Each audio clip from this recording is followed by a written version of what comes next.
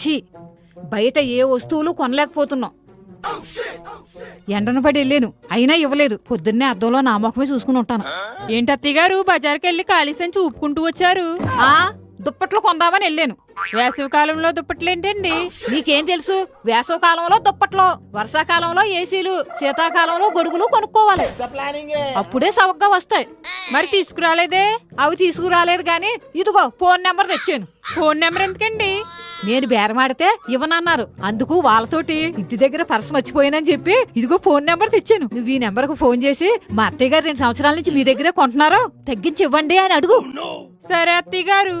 ఈవిడేదో పెద్ద కనకారమే చేసి వచ్చుంటారు నన్ను ఇరికించడానికి. హలో, ఇందాక మా అత్తయ్య గారు మీ షాప్కి వచ్చి బేరమాడితే ఇవ్వనన్నారంట కదా. మా అత్తయ్య గారు 2 సంవత్సరాల నుంచి మీ షాప్ లోనే కొంటున్నారంట, ఇవ్వాలి కదా. మీ షాప్ పెట్టే 2 నెలలు అయింది. ఏంటి 2 నెలలా అత్తయ్య గారు?